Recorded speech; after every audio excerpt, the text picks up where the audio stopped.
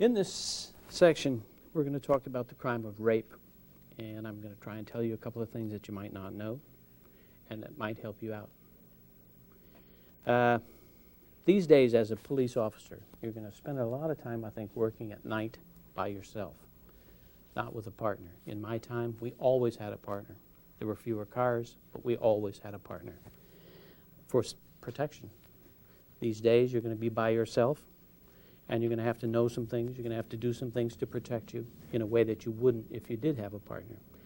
So we'll talk about that. We found that certain things are more likely to occur on certain nights of the week than others. For instance, armed robbery occurred more often on Thursday night than any other night of the week, and I don't know why. That doesn't make a lot of sense, but that's the way it was. Tuesday night was always the quietest, most dead, most nothing happening day of the week. And it got to be a real challenge to try and find something to do on those nights. Assuming that it's a Tuesday night and you're by yourself and you're looking for something to do, it's the kind of night that a minor fender-bender accident, you get 5 or 6 police cars, they all show up, they're all directing traffic that isn't there, they're picking up hubcaps and chrome pieces and soil samples and all this kind of thing, and nothing's happening. A prowler mark. Everybody shows up for that, and we search the woods and helicopters. And that's what happens on Tuesday night. You turn your radio on and off because nothing happens and you think it might have broken. Well, it's a Tuesday night and you're looking for something to do, anything. Well, you're driving down a street in a kind of an industrial part of town, and as you go by an alleyway, something catches your eye. Your peripheral vision is good, and you see this thing, you don't know what it is. You stop your car, you back up, put your light down the alley, and you see a garbage can sitting in the middle of the alleyway. Well, that in and of itself is not that big a thing, but it's Tuesday night. And so you think, well, you'll be a good guy. You'll take this garbage can out of the way because police cars, ambulances, fire engines go through alleys. And so you get down there. Well, you're cautious. You're by yourself. You look around. You shine your light. You don't see anything. You don't hear anything. You get out of your car and you go over, pick up your garbage can. You grab it, and you hear a voice. And the voice says, "Don't make a fucking move, cop, or I'll blow your head off." Now, there's a choice you make at that point. Can you draw fast enough to address this person? I don't think so. I never could, and I wouldn't have taken that chance. You're holding onto your garbage can and you sneak a look over and you see this person. Now, the first thing you notice is the gun he's got pointed at you. And the end of it looks about this big around. And it's bouncing all over the place like this. And the next thing you notice about this fellow there is that you can smell him. He's 6 feet away and you can smell him. And he smells bad. Now you look a little closer at him. He's got hair that comes down past his shoulders. He's got a beard. His hair is raunchy, dirty, oily, greasy, kind of hair that if you grab like this, it makes a rope. His face is covered with zits, and a lot of them are open and running, and got snot in his mustache. He's just an awful, awful looking guy. And he's got a gun, and it's pointed at you. He's saying, "Don't move. Don't make a fucking move." Well, right about now, you're not making any fucking moves. I've known a lot of police who've been in this situation, and one close friend who has. And if you are like them or him, you're going to do what they uniformly did, and that's play for time. Look for an advantage. Look for some out. Use your voice. Talk to this person. Calm them down. Well, you decide to do that. Let's assume you do that. You're like me. You're like my friend. And you play for time. Well, about that time, as you're holding your garbage can, you hear a little giggle from over here. Now you take a little peek over there, and you see the second fellow. Now, this guy makes that guy look like Tom Cruise. He is, if you can imagine, worse. He is slimy. You can smell him. And he is just vibrating. He's almost hysterical. He's jumping up and down. We got one, we got one, we got one. And you're holding your can. You try to say something and say, don't say a fucking word. So you don't. This one crawls over. Not down up here where you can grab him, but he crawls over and reaches up and takes out your pistol. Now he's got it and you're totally disarmed. And believe me, this has happened too. And he kind of crawls back over here. Now this one, he's saying, we got him, we got him, we got ourselves a fucking cop. He says, I wonder if cops know how to give blowjobs. Can cops give head? What do you think?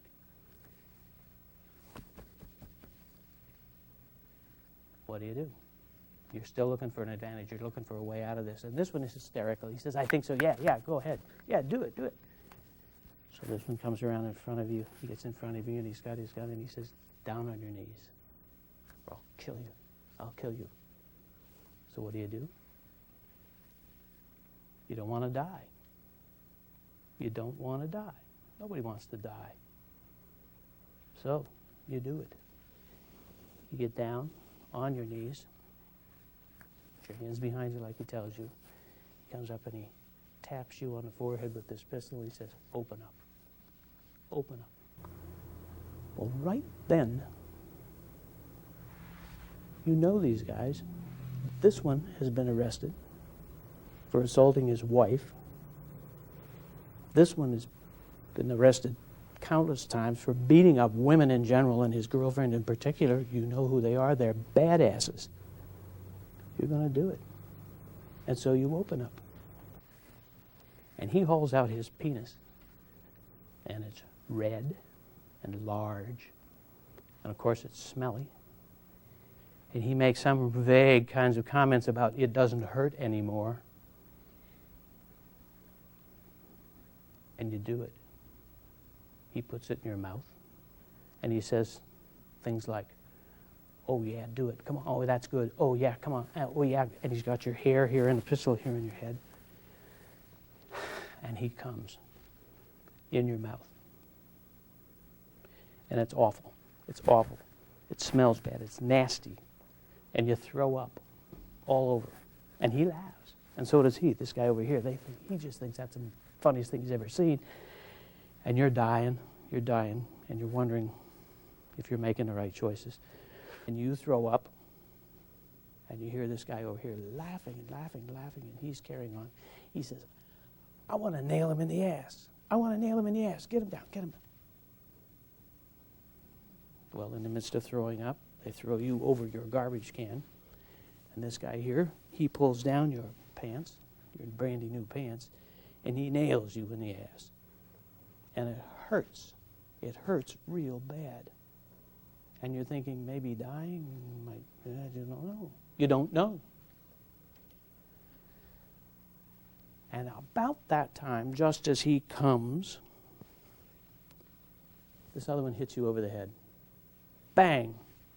Doesn't knock you out, but down you go. Blood flies everywhere. And among the things that go scattered through your mind at that point is, you're almost positive these guys didn't wear condoms. With all that means and all that implies. You're in a bad way, but what really has happened here? What's happened? You got raped. You were raped. Like 400,000 or so American women were last year. You were raped. No more, no less. The fact that you're the police doesn't make a difference, really. You're a victim. Well, just about that moment, out of this doorway comes this woman, probably a cleaning woman, and she says, my God, officer, I saw what happened. I saw. I'll get help. Stay right where you are.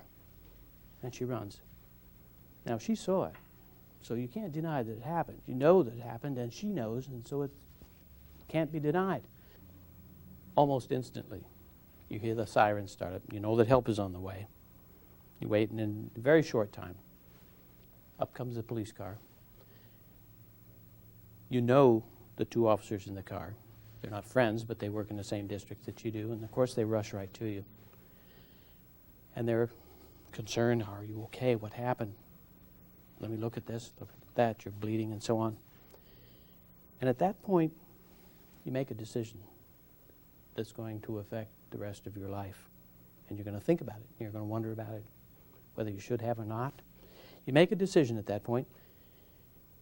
You tell them what happened. Tell them what happened. You say, one of them made me give him a blowjob, and the other one nailed me in the ass. And they look at each other. And they look at you. And one of them says, what? They did what? And you tell them. And they say, didn't you pull your gun out? Didn't you shoot him? Didn't you? No, I couldn't. They were going to kill me. They had a gun on me. They would have killed me. Well, didn't you hit him? Kick him in the balls. Scratch him. Anything. Run. No, they were going to kill me. And they look at each other, and they look back at you, and you know it's changed. At that point then, it kind of slows down a little bit. They put you in their police car. They try and find someone else to take you to the hospital because it's going to tie up two people for basically transportation. And failing that, they say, well, we'll take you. Boom. They hang the mic up, and they take you off to the hospital. You get to the hospital, you go to the ER, and lo and behold, it's one of those nights. There's been a major accident. There are people all over the place, and you're prioritized since you're not in a life-threatening situation. You wait in a little room. Well, you find something strange happens. Everybody in that hospital has reason to come by your room and look at you, sometimes twice. And they know, and you know that they know what happened to you. But there's nothing you can do about it. You sit in your room and you wait. After a time, somebody comes in and they spread out the white piece of paper on the floor, and they have you take all your clothes off, all of them, and put them on the white paper, bundle that up, all your clothing, everything, and that's evidence. And they take that, and there you are. You've got a hospital gown, and that's it. Well, after a time, you get into the ER itself, you get into the examining room, and you get up on the table, and you hang your legs over what are called stirrups. And I've heard them described as like oarlocks. You lay flat on your back, and you put your legs up and hook your knees over these stirrups, exposing yourself. And the doctor then makes a rape exam, swabs your anus, looks for, with a black light, looks for semen stains. They take maybe blood samples if there's blood present and so on. Pull out pubic hairs, and that hurts. They have to pull them out. They have to get the roots, so they can't cut them, but pull them out. And while they're doing that, somebody's at the other end taking care of your cut, and there's a third person who's there with a clipboard writing down what happened to you. Now, there's got to be somebody else that knows. You've got to tell somebody else. Well, you kind of turn in to yourself. You get through this thing. And now you're faced with a real dilemma. How do you go home? Your car's at the station. You have no clothes other than a hospital gown, so you have to call for help. Who do you call? You call your wife, if you have one. That would be difficult. Explaining what happened, especially the part about no condoms, unprotected, so on. Called your best friend. You have to tell your best friend what happened to you. So what do? We'll assume that you find some way of getting home. It's going to be difficult, to say the least, no matter how you find a way home. But you do get home. And so the lieutenant says, well, come on back to work. Give yourself a day and come on in. And so you do. And you go back to work. How do you think you'd feel?